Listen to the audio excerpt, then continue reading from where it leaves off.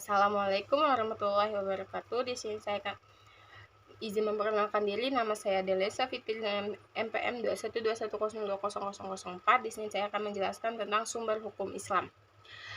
Sumber hukum Islam itu ada dua. Yang pertama, Al-Quran. Al-Quran berkedudukan sebagai sumber pertama dan utama dalam hukum Islam.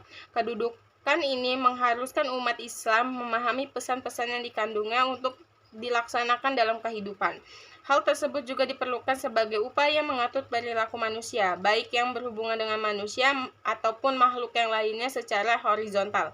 Demikian pula seluruh persoalan yang berkaitan dengan hukum meski dicari jawabannya terlebih dahulu dari petunjuk yang terkandung dalam Al-Quran.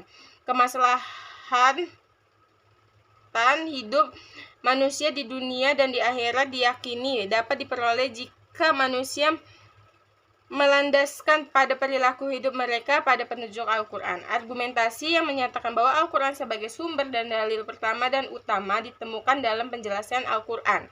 Al-Quran sendiri pada sejumlah ayatnya.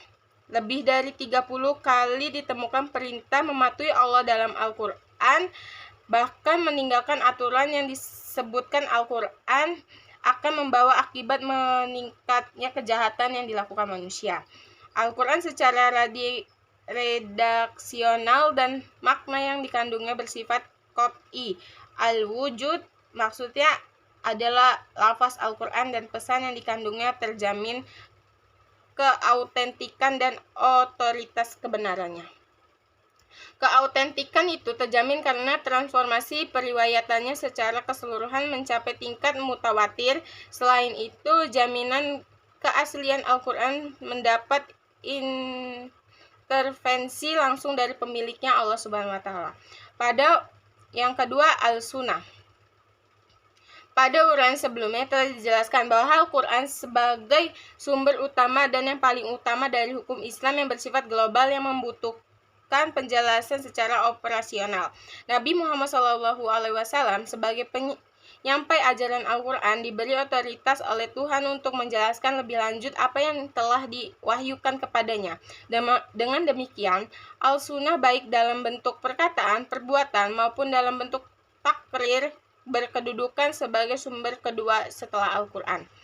Kedudukan Al-Sunnah sebagaimana disebutkan di atas berdasarkan argumentasi bahwa secara normatif ditemukan ayat Al-Quran yang menyeluruh untuk taat kepada Rasul. Ketaatan kepada Rasul sering dikaitkan dengan ketaatan kepada Allah Subhanahu wa taala. Seperti yang ditemukan pada Al-Quran surat An-Nisa ayat 13 yang artinya hukum-hukum tersebut itu adalah ketentuan-ketentuan dari Allah. Barang siapa taat kepada Allah dan Rasulnya, niscaya Allah memasukkan ke dalam surga. Al-Quran sering menetapkan beriman kepada Rasul sama dengan kewajiban beriman kepada Allah Subhanahu wa taala. Disebutkan dalam Al-Quran surat Al-A'raf ayat 158.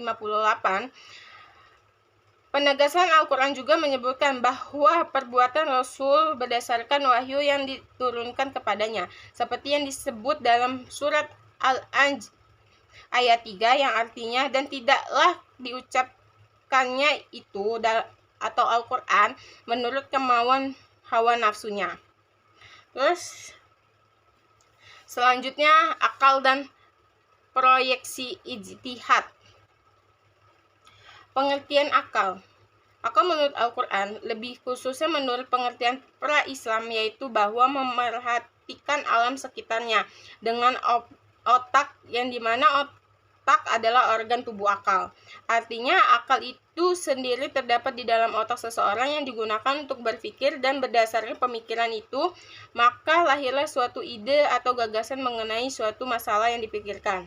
Sebagaimana telah kita ketahui bahwa Allah Subhanahu wa taala menciptakan manusia berbeda berdasarkan akalnya dengan makhluk hidup lainnya seperti hewan dan tumbuhan.